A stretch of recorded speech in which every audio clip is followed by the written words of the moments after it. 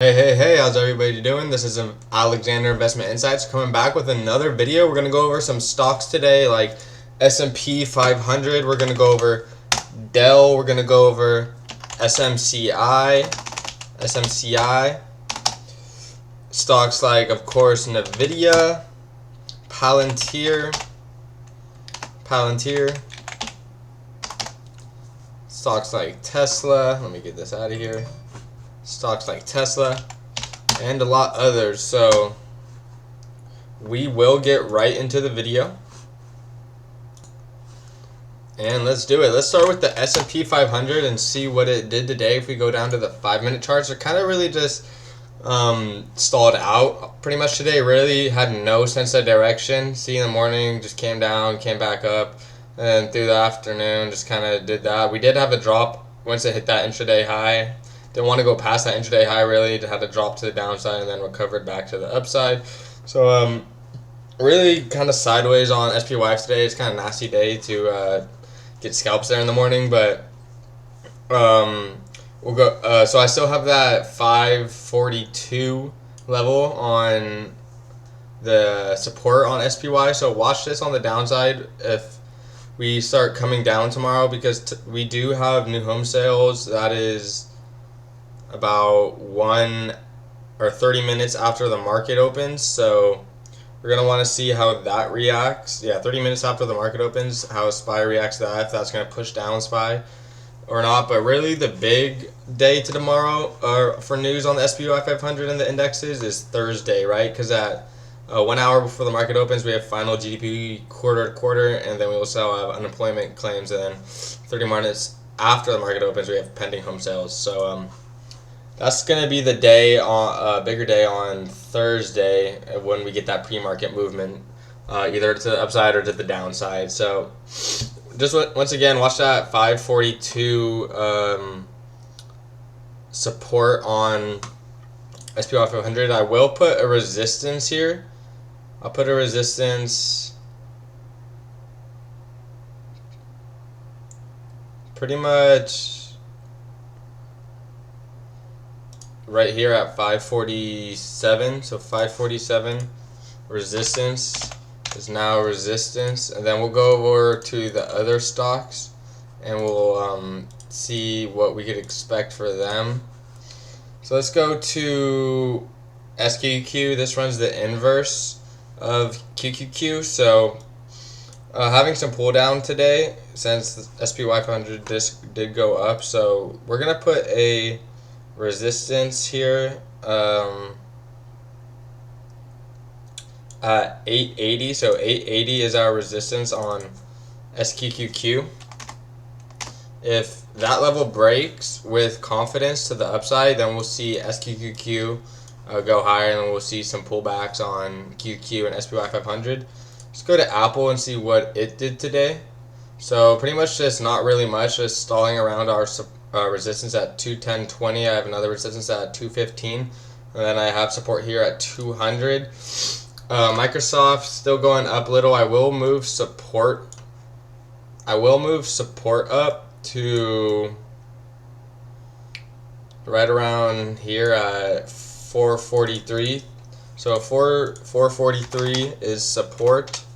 Watch that. If Microsoft does start dipping down, this is probably where it will hit, or down here to 441.25. So we'll go to Google. Google pushing up today, finally breaking out of that resistance area, right? So once it broke that resistance, it really had that nice push today. So Google at all-time highs. Gonna have to get rid of that resistance, and then I'll bring this support up to right around here at 178.85. We'll make that 179. So 179 support on Google. We'll go to Meta stock. Meta stock looking like it went up to my target and then stopped there today. We go to the 5-minute chart. See in the morning, boom, right to that target. Nice target. We could have got calls right here because we saw direction on Meta stock, especially at this pullback. Once we got that pullback, then boom, to that upside. Let's go to the 1-minute chart and I'll show you how to play this on Meta to the upside. So we open up, we start having a sense of direction, right? We're going up, boom. And then so you could do a continuation since, or there's a target level right here, right? So you could do, and right here. So on these pullbacks, you could get calls to take you up to these target levels, and then you exit at these target levels. Boom, pullback, calls up to the target levels. You see these kind of target levels, how they're reacting. Boom, pull back up to that level, boom, and then pull back, and then it went to where we wanted it to at this here. So all types of little scalps you could have got on Meta right there. So I do think that it may pop a little bit more tomorrow, so we're going to be watching that in the morning, see what sense of direction Meta gives, if it wants to continue to the upside. So that's what I'm going to be looking at Meta. I'm still going to have all those levels on there. Let's go to Nvidia. Nvidia having some pullback in the last few days, but today it actually went up around 7%. See how it hit that support perfectly at 118? And what it do? It went up. So the pullback didn't last that long. We are seeing a green day, but we want to see if price confirms to the upside. So we'll see if Nvidia goes back up. Nvidia, could go to 200 within the next 3 years, which does beat the national average percentage-wise. So it's not like a bad time to start Nvidia now. It is kind of volatile though, so you just want to watch out what you're doing on that. Palantir having to bouncing off that support at 2350. So Palantir bouncing off that support. We're going to see if it's going to want to continue to higher prices. I could see it going to 2550. So, and that's only about 5% gain. But if it goes to 28, that's about a 14% gain. So this is what I'm looking for on Palantir since it held that support there at 2350. We could see being some higher prices since it had some pull down earlier. Let's go to Tesla. Tesla kind of stalled right now, but we are looking for upside. It does have its deliveries in July, so we're gonna want to see if it breaks some key resistance levels. And then once it does, we could definitely see some pop. So another resistance is kind of like right here at 188.65. So we might test that tomorrow and then either get some confirmation through or reject back to the downside. So we'll see what's going on really. I will put a white level there because that's pretty clear to me if I've ever seen clear. So we'll put that there, and we'll see how Tesla reacts off that level. Let's go to Starbucks. See what it did today. SBUX. Right, just kind of stalling out. Not just stalling out of that support level. We're going to want to see if it breaks out to back down to the downside, or if it reverses back up. So Starbucks just kind of stalling out. Let's see what Lulu's doing. Lulu kind of stalling out at that support level again, having a down day today, so not much to do on those right now, but they are good buying levels for shares long term. Let's go to Adobe. Adobe, yeah, stalling between that support and that resistance, right? We're going to want to see which way it goes between these two because they did move a lot off of earnings. And speaking about earnings, let's go to FedEx. FedEx had earnings today, and if we go to after hours, we could obviously that they freaking boomed. They went from 256 all the way to pretty much 300, and that's let's see how much percentage that is on shares. That's a good 17% on shares. If you're playing options on that, just buying right before close and then selling at a open, yeah, you're cashing out, making big bucks. So that's FedEx. There's a good way to play that when you don't have a sense of if it's going to go up or down. There's a way that you could buy calls and puts. It's called a strangle, I believe. And if price beats the expectations of the earnings, then you would get rewarded with the gain since it beat the expectations. So people that bet straddles or calls on FedEx definitely cashed out today. Let's go over the marijuana sector. It's pretty much just dropping, boom, boom, boom, just keeps dropping to these supports. If I go to the daily, it's dropping, stalling, ACB dropping again, wanting to reach that support down there. Cron, Tilray, both dropping. And let's see if UPS is having some sympathy movements off of FedEx earnings. I want to see. See, it is. Look. Wow. It's not even earnings for UPS, but since FedEx went up, we go to the after hours on UPS, boomed to the upside. Let's see how much percent. It's definitely not. It's 3%. 3% after hours. Like, looks what it does after hours on every other day, nothing. But this is sympathy movements because FedEx boomed out, off its earnings, which is kind of crazy to think about, right? It's kind of crazy to think about. Let's go to a lot of the crypto stocks. So HUT been booming. HUT's been absolutely booming, which is great.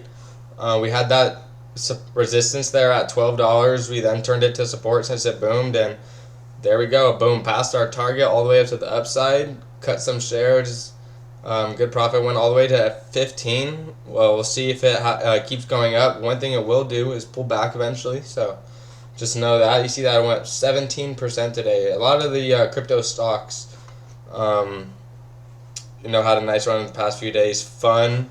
Went up to our resistance area where we used to have support, so FUN just kind of stalling out there. Just been bearish. MSTR had finding support down here and coming up, so it did find support there, and it did bounce up. So we're gonna want to see if it's gonna break this level at 1,572. So we could see a little bit more pop in MSTR. We're gonna want to see if it breaks this level in the morning. If it breaks 1,500. We can see MSTR tomorrow up to 1572 or more. So just watch out for that tomorrow. Crucial levels there. And HUT's pretty much the only miner that I'm looking at. Let's go to the bond sector like TLT. Running